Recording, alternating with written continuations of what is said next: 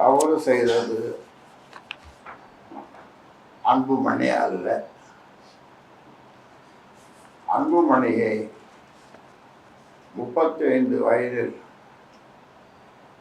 என்னுடைய சத்தியத்தையும் மீறி 35 வயதில் மத்திய கேபினட் அமைச்சராக்கி நான் தான் தவறு செய்துவிட்டேன். என்ன தவறு செய்தேன் என கேள்வி கேட்டு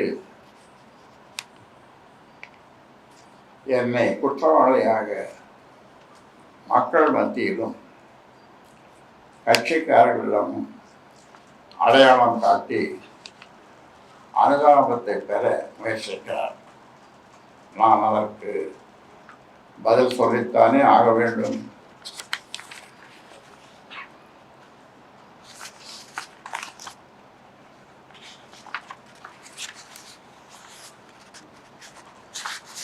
அன்புமணிதான் தவறு செய்தவர். தவறான ஆட்டத்தை துவக்கி முதலில் அடித்து ஆட ஆரம்பித்தது அன்புமணிதான். ஏதோ நான் போகிற போக்கில் சும்மா சொல்லிவிட்டு போகவில்லை. ஆதாரத்தோடு இன்று ஒளிவு மறைவின்றி நடந்ததை அப்படியே வெளிப்படுத்துகின்றேன்.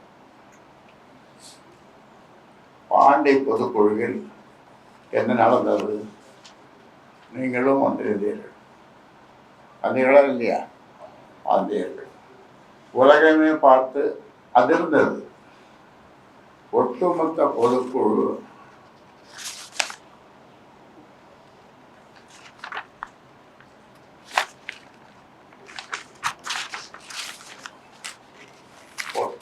பொதுக்குழு கூட்டமும் ஊடக நண்பர்களாகிய நீங்களும் சேர்ந்து அதிர்ச்சிக்குள்ளானீர்கள்.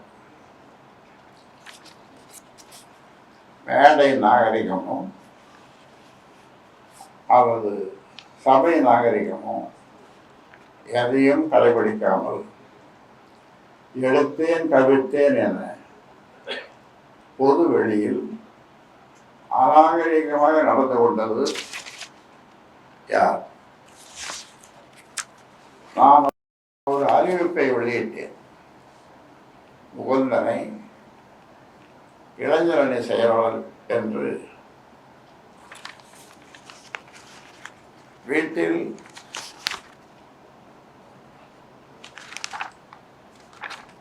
எனக்கு உதவியாகவும் கட்சியில் அன்புமணிக்கு உதவியாகவும் இருக்க முகுந்தனை நியமனம் செய்தார்.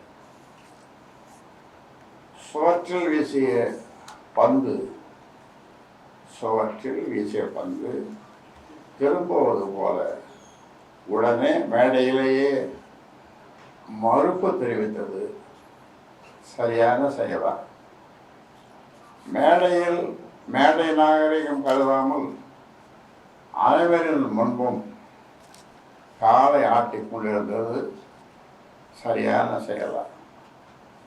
மைக்கை தூக்கி என் தலையில் போடாத குறையாக டேபிளில் வீசியது சரியான செயலா?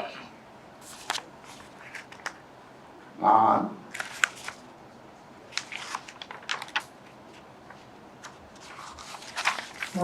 பனையூரில் அலுவலகம் திறந்திருக்கிறேன், நீங்கள் அங்கே வந்து இனி என்னை பார்க்கலாம் என்றது சரியான செயலா?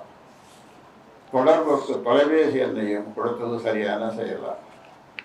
4 சுவற்றுக்குள் பேசி முடிக்க வேண்டிய விஷயத்தை நடுவீதிக்கு கொண்டு வந்தது யார்? அழகான ஆளுயர கண்ணாடி என்ற கட்சியை ஒரே நொடியில் உடைத்து நொறுக்கியது யார்? கட்சியை ஒரு நொடியில் உடைத்ததை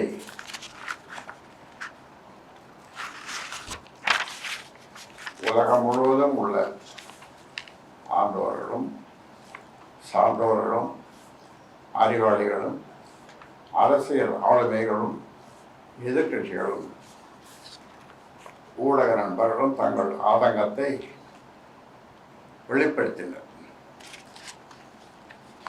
அன்புமணி இன்னும் பக்குவப்படவில்லையே என்று பெரிதும் வருந்தினார்கள். கடந்த 45 ஆண்டுகளாக இந்த இயக்கத்தை சங்கம் கட்சி அண்ணா சொன்னது போல தலைமை, கண்ணியம், கட்டுப்பாடு,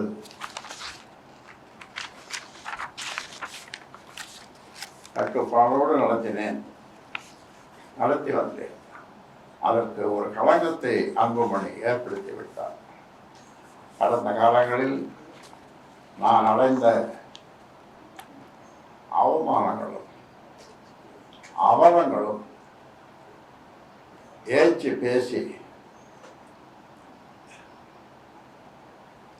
ஏளனும் எள்ளி நிறையாளர்களும் ஈட்டி போன்ற இழி சொற்களையும் இந்த ஊமை சனங்களுக்காக எளிதில் கடந்து வந்துவிட்டேன். ஆனால் இன்று எதிர்பாராத நிலையில் வளர்த்தகளாவே மார்பில் வீறு கொண்டு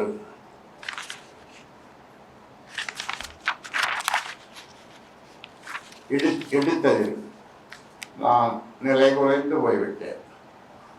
ஆனால் ஒன்று, இதையும் நான் வெற்றியோடு கலந்து செல்வேன். அன்புமணி தொடர்ந்து கட்சி வளர்ச்சிக்கு இடையூறாக இருந்து பல தவறுகளை செய்து வந்தார். நிறைய சொல்லணும், ஆனால் உடனே தான் சொல்கிறேன். உதாரணத்துக்கு, தமிழ்குமரனை இயக்க வளர்ச்சிக்கு பயன்படுத்திக் கொள்ளலாம் என்று முடிவு செய்யப்பட்டது. தமிழ்குமரன் உங்களுக்கு தெரியும், திரைத்துறையில் இருக்கிறவர், ஜி.கே. மணியினுடைய பிள்ளை. அவருக்கு இருந்த உலக நட்போடும்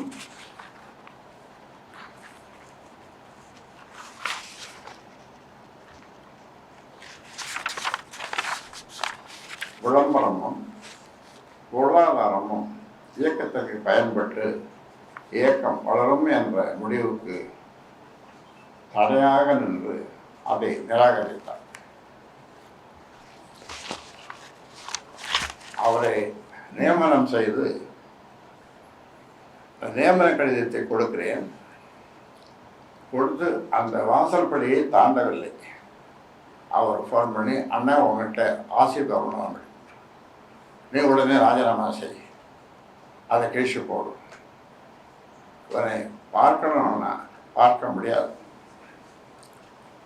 அப்போ நான் சொன்னேன், நீ இருப்பா, நீ உடனே கழிக்கும் போகணும், அதை தெருவுலையும் வீசுகிறாங்க, குப்பத்தொட்டியில் ஏறு பார்ப்போம், பேசி பார்ப்போம்னு 2 மாதம் பொறுக்க சொன்னேன். அதன் பிறகு தொல்லை தாங்கவில்லை. மற்றும் ஒரு பொதுக்குழு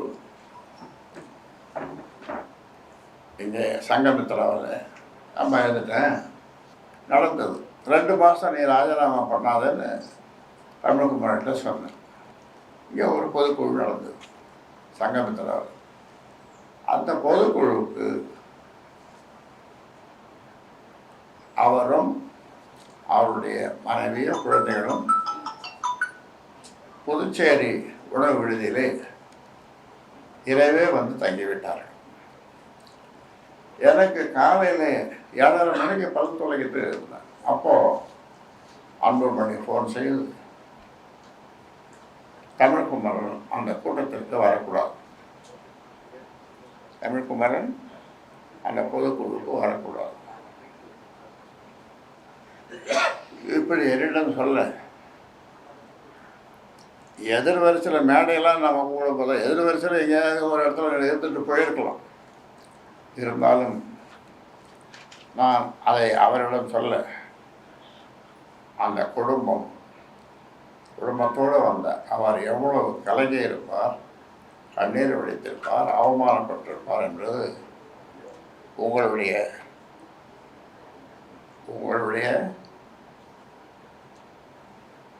நான் சொல்றது விமர்சனத்திற்கு விட்டு விடுகிறேன். ஆக அதன் பிறகு 2 மாதம் கழிச்சு தான் சரி இப்போ நீ ராஜினாமா கொடுத்துட்டு வந்துருப்பா அப்படின்னு சொன்னேன். அது வரைக்கும் பார்க்கவே இல்லை. 2 மாதம் பொறுத்து ராஜினாமா பண்ணிட்டார். இது ஒரு அதே செயல்தான் முகுந்தனுக்கும் நடந்தது. முகுந்தனுக்கும் மேடையிலே நடந்தது.